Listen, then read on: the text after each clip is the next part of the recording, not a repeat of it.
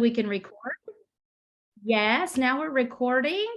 All right, I think I've got everyone in. Y'all, my heart is happy because I have just more than me today. Happy Monday. Welcome to the very first session with the One Thing book. Hope you guys have this. If you don't, this is what it looks like. This is the one from the hallway. This is mine. Why does mine look different? Because my cover was nasty looking. This white cover gets dirty really quickly. So it was looking bad. It might have had some Cheeto stains or something. I don't know. But anyway, I hope you had a great weekend and that you were able to read pages 1 through 16. And something that I found really interesting, and I was like, okay, where's the information in the front of the book about, why they wrote it, the acknowledgments, all that. Did you guys wonder that? You know how usually in the front of the book it has that information, why the journey, why they wrote the book, about the authors. Did y'all notice it was gone? It wasn't there? Well, the interesting thing about it was it's in the back of the book. And I went and I found it. I'm like, well, that's kind of odd. And it says that they wanted to have the reader's one thing in mind. And they said the reader's one thing was not all of that, not knowing why and their journey and who they were. So they put it in the back of the book. I thought that was pretty cool. Very Gary-esque, right? And so this book started out, the research began on the One Thing in 2008. And of course, the Millionaire Real Estate Agent book had already been written, the Shift book, the Millionaire Real Estate Investor book, all those things were already out. But it took several years for this to be published. It didn't actually go to publish until 2012. And a lot of people and a lot of research went into this. And there's a lot of things in this that are similar to what you read in the Millionaire Real Estate Agent. Also, if you've taken the class Quantum Leap, there's a lot of that feel to it as well. So if you, as you get started, want to get some resources as you go through the book, because there's a lot of workshop style things with this book, you can go to theonething.com. Now that's THE, the number one, don't spell out the word one, thing.com, and then / my purpose. And there's some resources there as you go through the book. You want to check that out.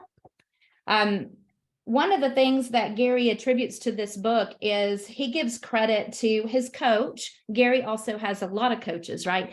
And his coach, Bain Henyon, was instrumental on changing how he looked at things and how he reshaped the way he worked.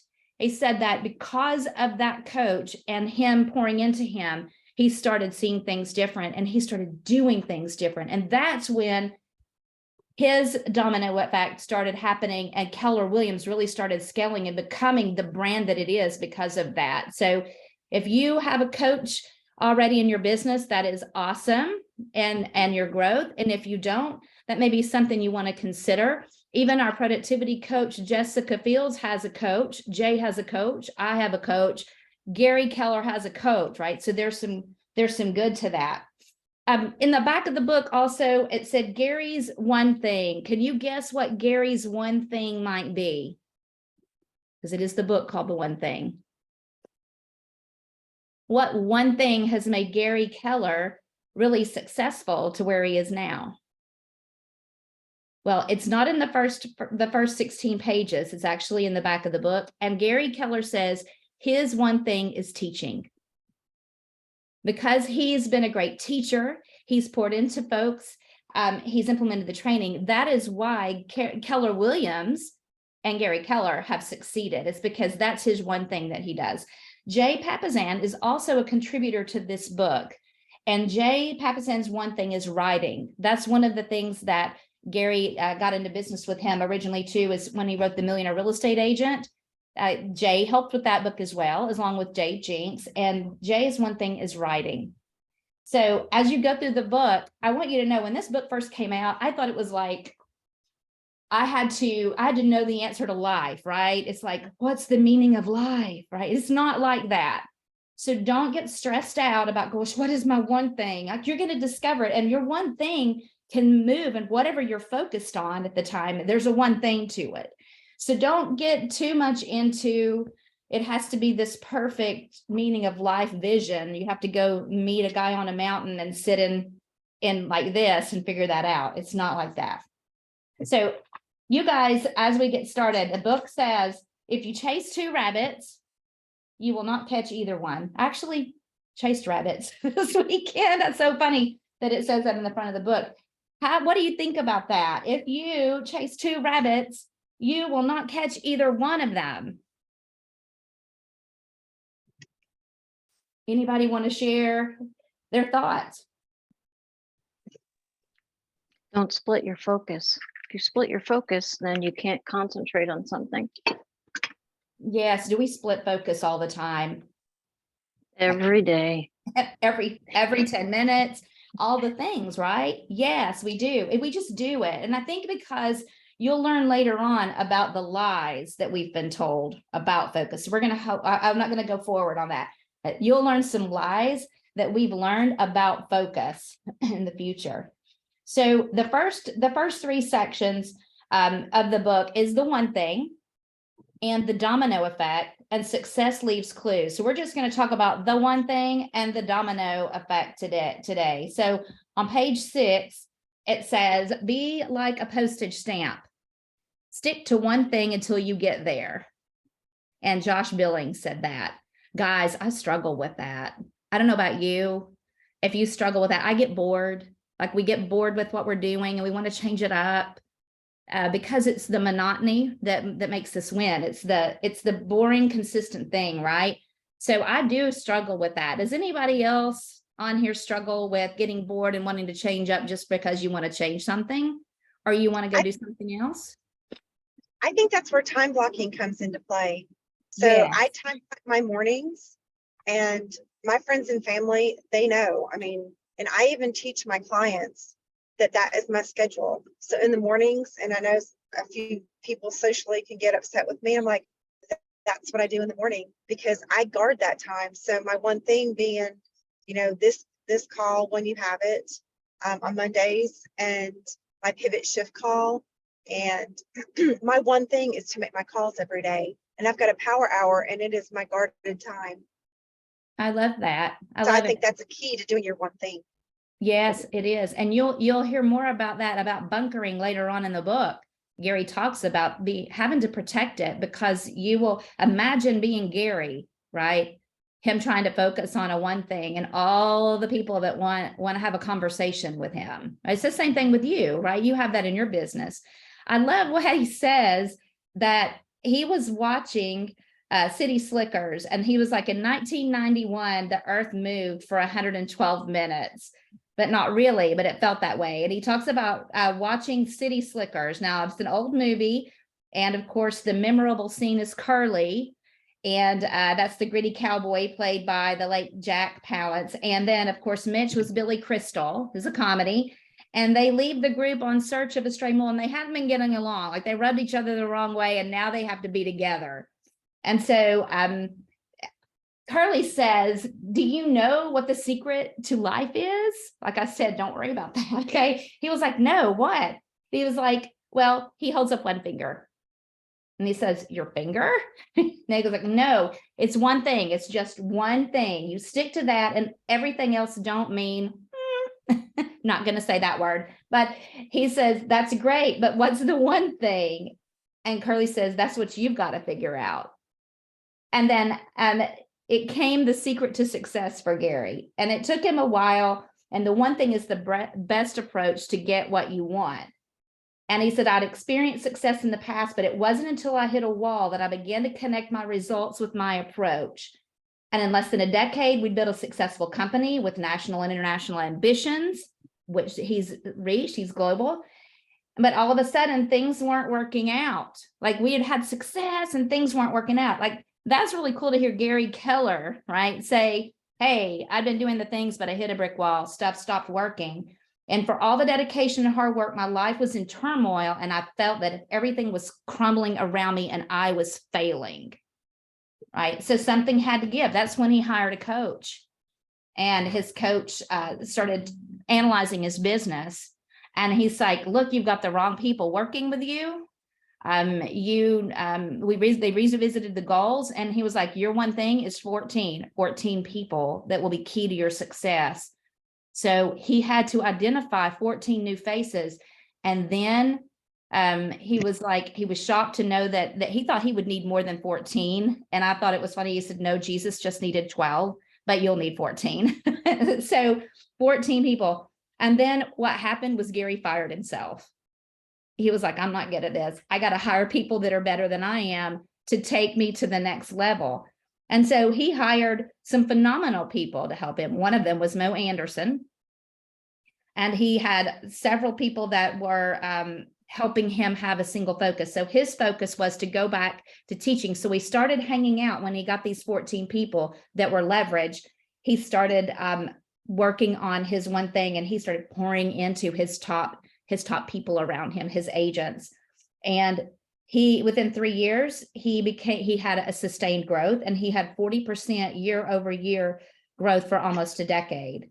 And he was a regional player before that, and he became an international contender. So having the coach, then letting others do some things, take some things off his plate that were highly talented. And you hear that in the MREA, right? We talked about hiring talent and how important that is. Then he began to do his one thing, which was teaching and pouring into others. And that's what gave him success. And it became out of that 14, out of that desperation, he started going smaller and smaller. How can I focus really small to get where I want? And he started shortening his list of things that he was doing and with the people that he worked with. So he kept giving his top agents all the things they needed to get done in a coaching. Like if you're with Jessica Fields, she does that same thing. My coach does as well. Here's what I want you to do next week. And he found that people were coming back and they were doing some of it and they weren't doing all of it and they were doing little of it. And I guess that was probably very fascinating to him. And so he started shortening the list down. Can you just get this done? Can you just do this? Then it became, can you just do this one thing? And that's where the concept of, because that was doable, the one thing. And of course, it has to be the most important thing, right? It has to be the most powerful thing. And he said he went as small as I could. And he asked, what's the one thing you can do this week such that by doing it, everything else would be easier or unnecessary? It's a very powerful question. He said an awesome thing happened. The results started happening when he framed that question and started asking people that question. That is the one thing question. And that's when it was born. As he was coaching those folks, he said, if I'd had a huge success, I narrowed my concentration to one thing. And that's where the success varied. And that's where my focus varied too. So going small is how you go big. So what did you guys think about that section when you were reading through it? I think it's an aha. It's like opposite of what we've always been taught. Go small to go big. It seems opposite of what I've always done or heard or was taught, but it makes so much sense. It does. It's like when you read this book, you want to go, yes, of course.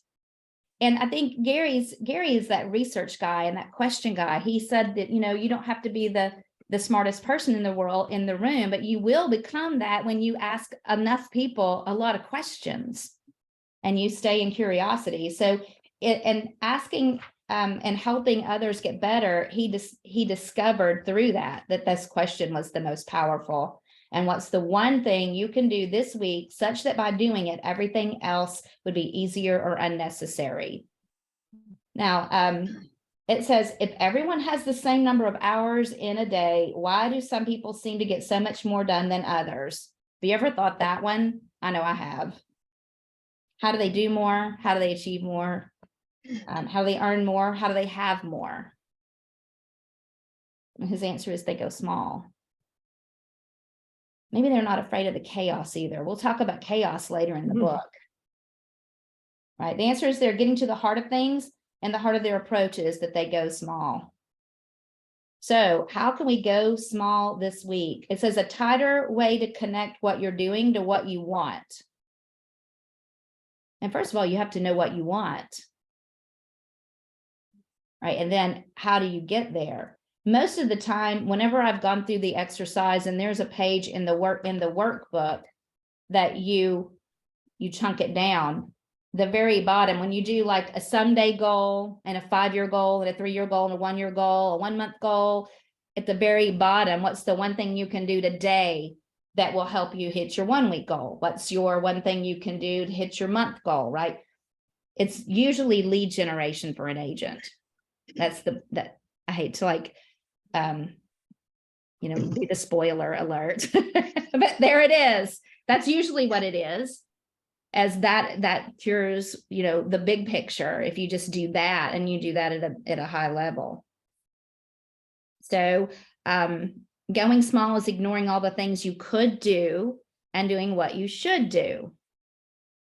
And not all things matter equally. They're not all have the same weight. That's kind of like the idea of the big rocks, the small rocks, the sand, right? If you're trying to fit them all in the bucket, the big rocks go in first. And that 80-20 principle, we'll talk about that as well.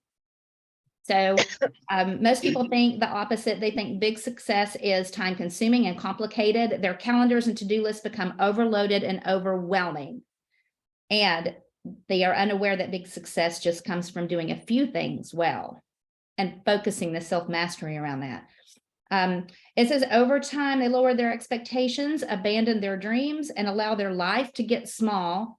And this is the wrong thing to make small, is your life small. So trying to do too much causes you to lower your expectations, abandon your dreams, and live a small life. Big success comes from doing a few things well. So do you feel like you're trying to do too much? Like you have too many things on your plate? You're saying yes to too many things, and you're not focusing on the one thing that'll help you have bigger success. So good news, you can change that if you're doing that. I know for me, this book, I tell you guys, when I go through stuff, I'm going through it. I mean, I was a little bit selfish. Like, I need this. So I go through it to help me. Going through the Millionaire Real Estate Agent book helped me also. So I'm right here with you.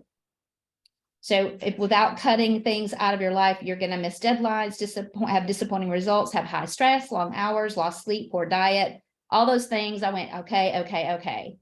So how can we change that? Do the one thing, and it makes a domino effect. So on page 12, there is a chapter called The Domino Effect. Every great change starts like falling dominoes. Have you guys ever lined up dominoes as a kid, or helped kids line up a long string of dominoes, and then you love hitting the one and then they all go? I mean, you've seen probably contests around that where they design this elaborate picture of dominoes and then the dominoes fall. It's really cool. Gary says that, of course, in his true research mind and all the people that helped him, that in the Netherlands, there's actually a domino day, November 13th, 2009. And they coordinate the world's record domino fall by lining up. There was like 4 million dominoes, and one domino set that whole thing in motion, and it unleashed 94,000, and I'm going to say this wrong, joules of energy, which is much energy to take an average size male to do 545 push-ups. That's incredible. It's a lot of energy. And in each standing domino represents a small amount of potential energy. So the suggestion was that there was a guy that made some dominoes out of plywood. And in 1983, his name was Lauren Whitehead.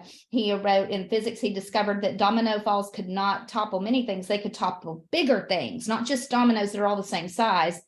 And so he said that he described a single domino as capable of bringing down another domino that is actually 50% larger because of the energy that happens. And they're lined up.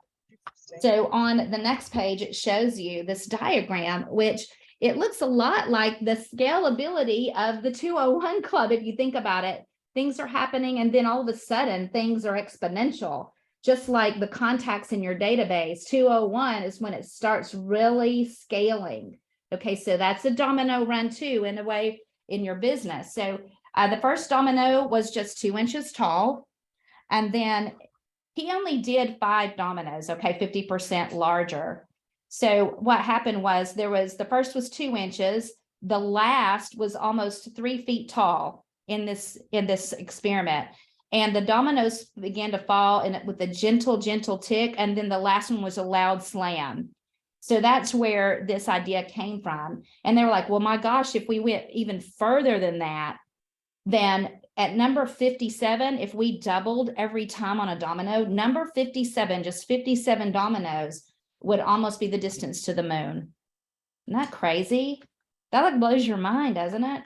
And that's the way that that the book is saying that if you want to have extraordinary results, think about your focus just on that one domino and how much you're going to have extraordinary results from just focusing on that and not going over here and doing other things. And that scale will start happening and big things will happen from focusing on the first domino. So find your lead domino and every day line up the priorities and whack away until it falls and see the results happen. So the key is over time doing it. Success is built sequentially and one thing at a time, right? So extraordinary success is sequential, not simultaneous.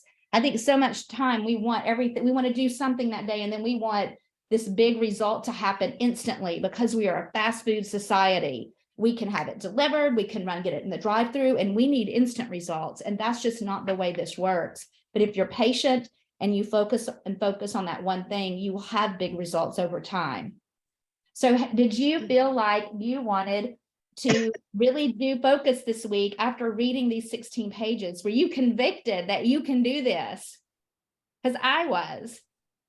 Like, yeah, I've already been thinking, why did I just do that? That wasn't what I my plan. Yeah, Sally, I needed this really bad too. Like this came at the perfect time for me because I was just getting all over the place. And what I also tend to do is like look at other people and say like, oh, well, that looks good. Like that shiny thing looks good. And so this was a great like reset. Okay.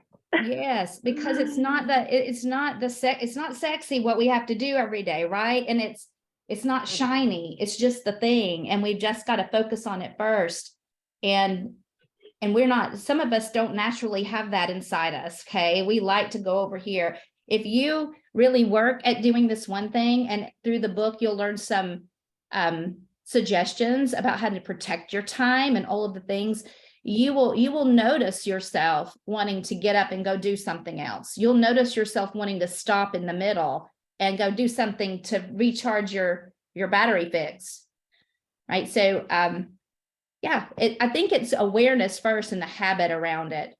But I love the domino run and what is your domino and your one thing for sure. I think it's encouraging to for what you're reading about and what's in these pages, because if we can focus on that one thing and we get that done, then later we can go do the fun things that we want to do and not have this worry that I didn't get it done. Absolutely. You know what, I think really one thing that really hit home with me with talking to Lori Monteith is Lori's usually here at 7:30 in the morning. Like if you come in here really early, she's typically back there. And she gets her Legion and all her things done, her most important things done early, because her big why is to hang out with her son. And she makes that happen. Now she has leverage, right? Because she's built herself up to that millionaire real estate agent status because she has the leverage pieces. And now that time on task over time has afforded her the ability to be able to still enjoy life and not live in chaos all the time because she's leveraged some of the chaos out. So it's possible, but it does start with that focus. I love that, Adrienne. As we have to say no sometimes. And I think a great script around that is if I say yes to you, I have to say no to my one thing. And I can't do that. It's in my calendar. So we all can learn from this. We all are in the same boat together, wanting to be better. All of us have this issue, right? We are not naturally always extremely focused. Some may be better than others. And we're in a business where people are calling for our attention all the time. So I believe that we're going to get started with this. And as we go through this book, we are all going to be better. We're going to work at self-mastery and mastering our focus and our one thing to where this shifting market will not affect us because we're focused on the one thing that matters. So think about this week, that question, what's the one thing that you could do that by doing so, it'll make everything else unnecessary. All the things are going to hit your someday goals, your 5-year goals, your 3-year goals. And as we go through the book, I've got there is a workshop that I have attended. Okay. So there's some fun workshop-y kind of things in here. And your habits decide your future. So let's build the habit of asking the focusing question. What's the one thing I can do such that by doing it, everything else will be easier and necessary? Right. So find out what's in your 20% and ask that question every day. All right, you guys. Any final thoughts about the one thing this week? What are some of your commitments for doing the focus stuff this week? What's your calendar look like? I have a comment Okay. that, and I might be jumping a little bit ahead, but we're always trying to balance our life. And when we focus on the one thing, it's not in balance, but that is exactly what we need to do. We need to focus on that one thing, and we need to give our full attention to that one thing. Therefore, we're not giving attention to something else, but in order to achieve our one thing, that's what we have to do. Yes. And that kind of hit home for me, that it's not a balanced life, but that's okay. And that's how we achieve our goals. Absolutely. You can still do the things that you want to do at a higher level when you get your one thing done. Yep. I love that. And you're really good. You have been working on time blocking for a while. And I know that you will put your one thing in your time block this week. Let me know how it's going. I'm going to work on this too, you guys. All right. So my one thing is to find talent to help grow Keller Williams, because together we achieve more. And the talent that we have here in our office is phenomenal for momentum for each other. And so that's my one thing. So I'm going to ask you guys, if you have someone that I need to know, please connect with me. If they're in school, please connect with me. Sometimes I have folks come to career night and they don't write y'all's names on my little cards.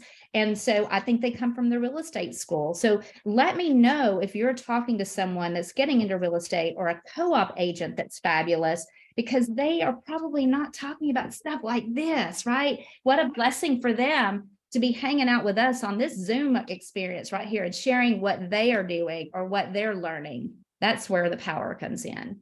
So you guys, we're going to have a phenomenal week. It is the middle of the month. We call it the 15th protocol. So look at your pipeline, look at your month. What do we need? What's your one thing you need to do to hit your goals by the end of the month and make that happen this week? Okay. I'm going to do the same thing. So I'll see you soon, but not while I'm doing my one thing. All right, guys. Thanks for hanging out with me today. Happy Monday. Thank you. Thank you.